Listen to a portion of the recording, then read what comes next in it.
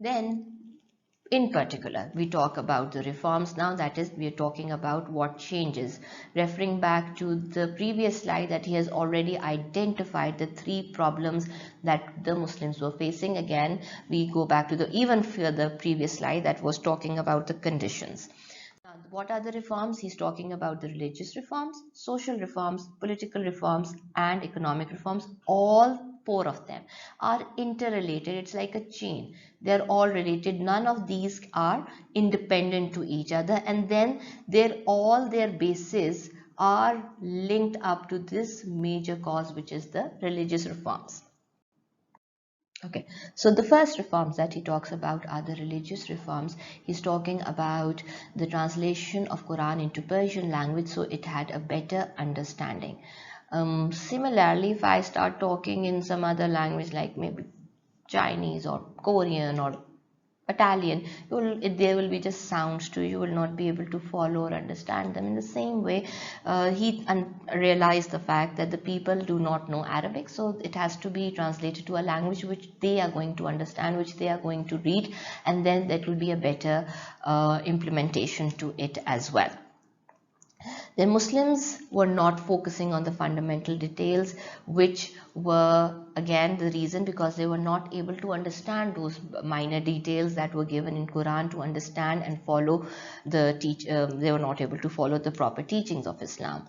Then it was there was a lot of opposition at that time as well, from the ulemas, because they thought that this is not right, that the Quran should only be in the Arabic language. But then again, you will not be, if you can't understand something, certain changes need to be introduced, and these are again in reference to the various Islamic ideologies that come through Islamic jurists that have talked about different concepts of ijtihad and ihsan, that we are able to make some changes and we are able to implement them for a better understanding of our religion.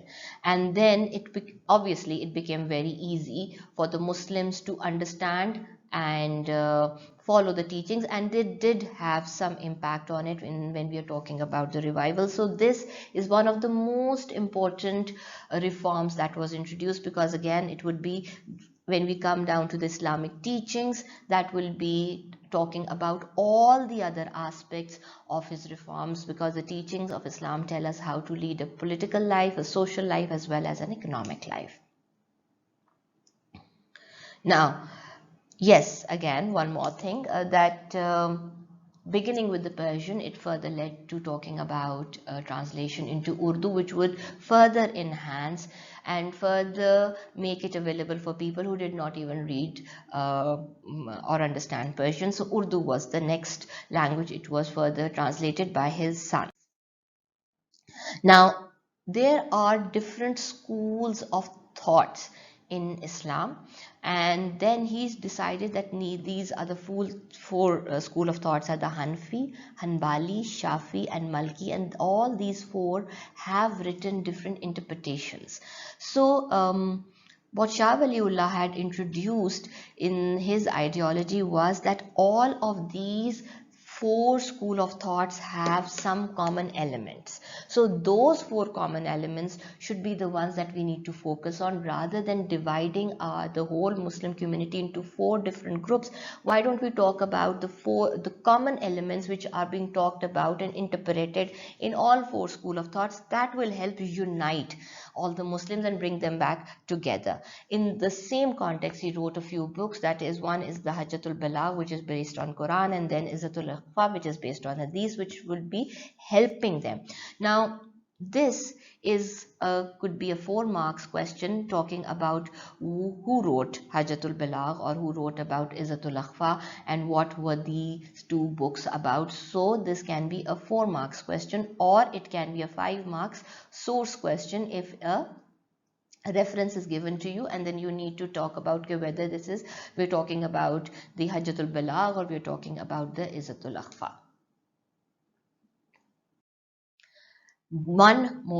Another concept, that is the importance of jihad, which further Sayyid Ahmad Barelvi carried on learning from Shah Wali Ullah, that he talked about the concept of jihad. He discussed the idea that jihad is one of the ways when a Muslim community is constantly oppressed by a non-Muslim government, that is when you have the right to jihad. Remember, the concept of jihad comes with oppression of the Muslim community. If the Muslim community is oppressed by a non-Muslim ruler, then only the idea of jihad is applicable. Under that context, Shah Waliullah had invited Ahmad Shah Durrani from Persia to defeat the Marathas, because they were a growing power. They were not only oppressing the Muslims, they were also taking over the Muslim power and the rule. And then the final battle in Panipat brought down the Maratha rule, and that was can be considered as one of the positives of the religious reforms that were introduced by Shah Waliullah. And then when we again, it answers to one of their key question, at how important was Shah Waliullah's spread in Islam in the 18th century, or you can talk about the importance of his revival, or we can talk about the importance of the works of Shah Waliullah. So religious reforms and works are very important in that context.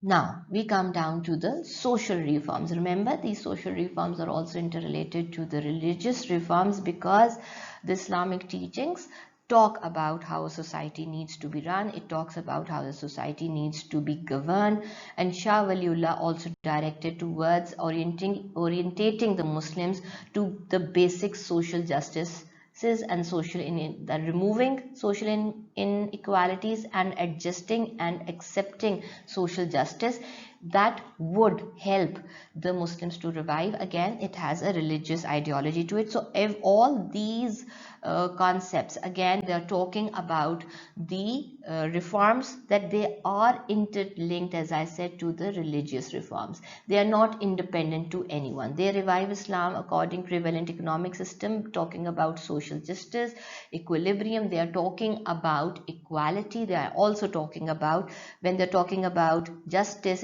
they're talking about equality. And when they're talking about equality, and when they're talking about equilibrium, they're talking about the equity. These two concepts are very much were being talked about by Shah Waliullah. Again, these are related to the religious teachings.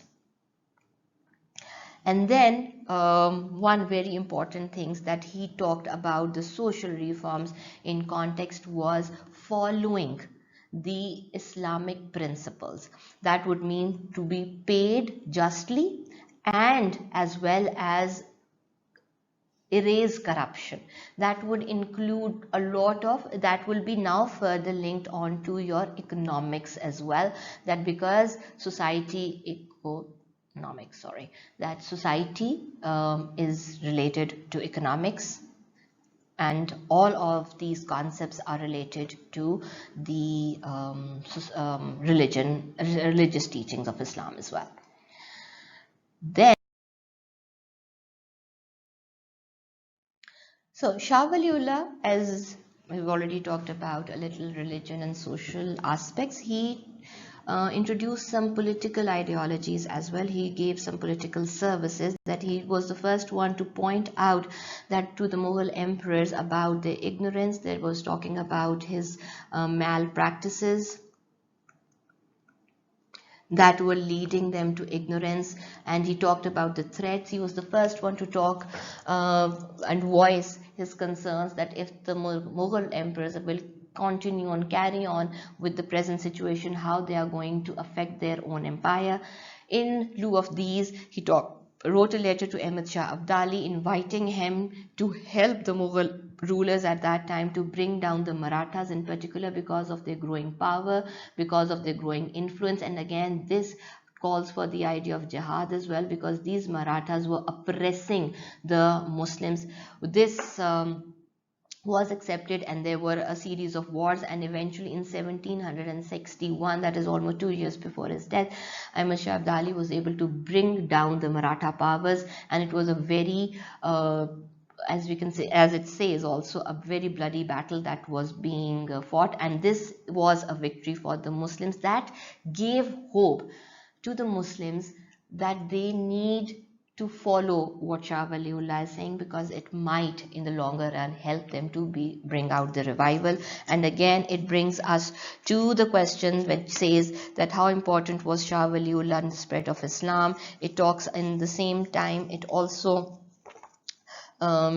talks about the revival of Islam. It also talks about why was the works of Shah Wali Ullah the most important factor in the revival of Islam, and how did Shah Wali Ullah contribute more towards the spread of Islam, is because of the certain kinds of victories his reforms and ideologies had brought. That is one of the key answers to one of the key questions that you could be asked, or the focus questions that you can be asked, the ones that I just talked about.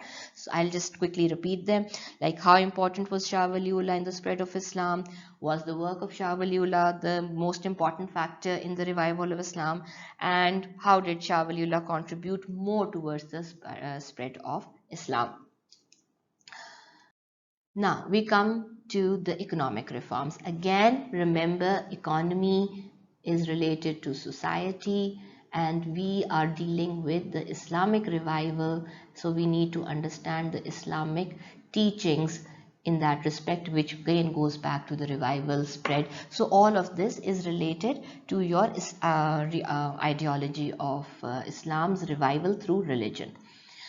Now, what he did was that he had written a lot of talking about open letters. He was talking about how to lower down the taxes so that the people will have a breather, because high taxes would increase the prices, so this would add to the inflation. So this whole economic system was being disturbed.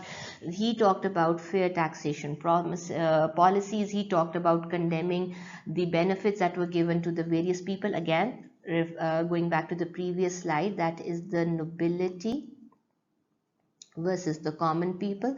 The common people had more taxes to pay, whereas the nobility had comparatively less, and that was also bringing the division, reference to the previous slide. And then also he's talking about the rights of the laborers. He's talking about compensations. He's talking about not hoarding on. He's talking about not as we can, जिसको हम उर्दू में अक्सर कहते हैं ज़ख़ीरा अंदोज़ी नहीं करनी, horde नहीं करना, माल को छुपा के नहीं रखना. It should be easily available so that it is the people are able to, economically they are able to grow. Economy अच्छी होगी तो सोसाइटी अच्छी होगी. हम अपने करंट सिचुएशन में भी देख लें तो अगर हमारी इकोनॉमी स्टेबल होगी तो we are able to, society हमारी बेहतर ग्रो कर सकती है. So these are all inter related, और हमारी सोसाइटी और इकोनॉमी इस्लामिक प्रिंसिपल्स पर बेस्ड है, again which goes back to the revival of Islam time and again.